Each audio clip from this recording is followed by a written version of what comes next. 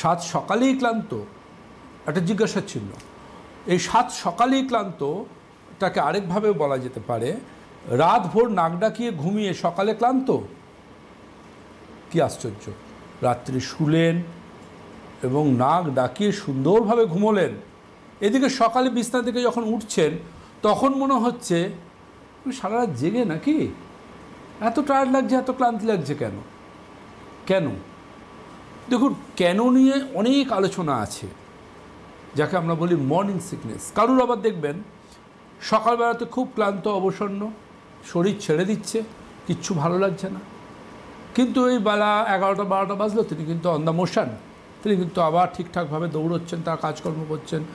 ওই মনে হচ্ছে অফিসে বেরোবার জন্য আমাকে ঠিক 9:30টায় বাথরুমে ঢুকতে হবে ঠিক, এবং 10টায় বাড়ি থেকে বেরোতে হবে, তিনি কিন্তু মোটামুটি 9:29 তিনি ঠিক উঠে বসে পড়লেন, এবং তিনি স্নান টান সেরে যখন অফিস যাচ্ছেন তখন কিন্তু তিনি আবার নর্মাল, চাঙ্গা হয়ে গেলেন, বিছনা ছেড়ে উঠতে পারছেন না, এতটা ক্লান্ত লাগছে, যাকে আমরা ডাক্তারবাবুরা বলি কিন্তু খুব পরিষ্কারভাবে আমরা বলি মেডিকেলি মর্নিং সিকনেস।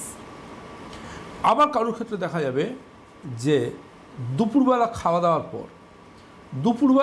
দাওয়ার পর বিছনা যেন মনে হচ্ছে চুম্বকের মতো টানছে তাকে, তিনি বসিয়ে দিলে তারা মনে বসে বসে ঘুমিয়ে পড়বেন, এর অবস্থা হাই উঠছে।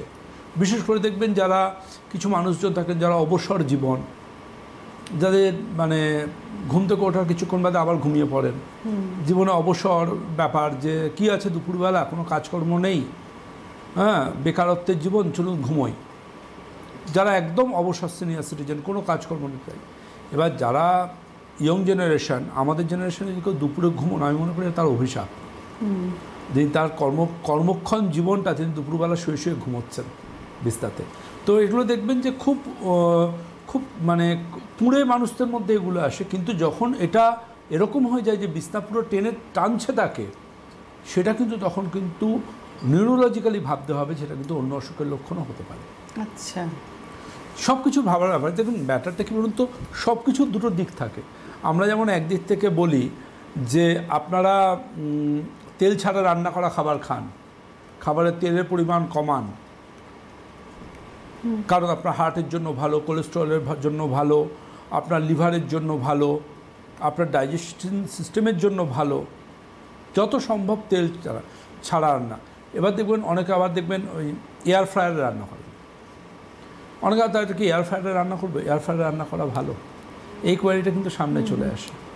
কিন্তু মজার ব্যাপারটা কী জানতো, আপনি ডিপ ফ্রাইয়ে রান্না করুন বা এয়ার ফ্রায়ারে রান্না করুন, যে জিনিসটা বার্ন হচ্ছে, ধরুন যে ফিশ বা চিকেন বা মাটন যেটা বার্ন হচ্ছে, এই ধরনের জিনিসগুলো একটা ক্রিস্পি ব্যাপার আসে না, তখন এমনই ক্ষতিকারক একটা বলতে পারেন অ্যাবাভ 120 ডিগ্রি সেন্টিগ্রেডের ওপর এমন একটা ক্ষতিকারক অ্যাক্রিলামাইড বলে রাসায়নিক নির্দেশিত হয়, যেটা ক্লিনিক্যাল স্টাডিতে দেখা গেছে, অ্যানিম্যাল স্টাডি করে দেখা গেছে রিসার্চে, ওটা কিন্তু কার্সিনোজেনিক।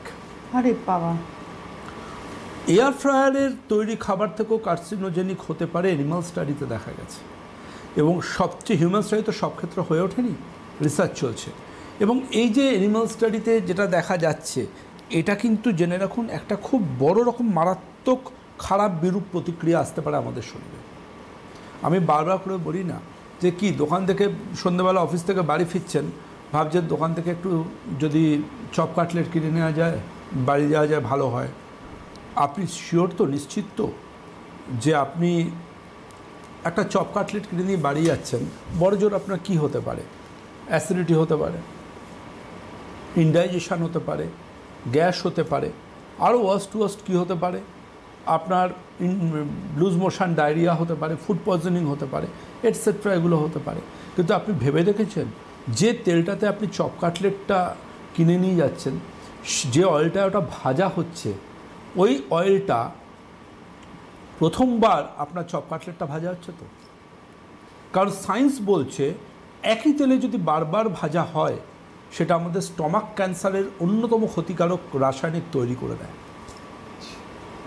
সুতরাং দোকান থেকে আপনি চপ কাটলেট কিনছেন, ভালো কথা, কিন্তু এটা একটু দেখে নিন তার আগে যে আপনি যে চপ কাটলেটটা কিনছেন সেই তেলটা প্রতিবার বদলানো হচ্ছে তো?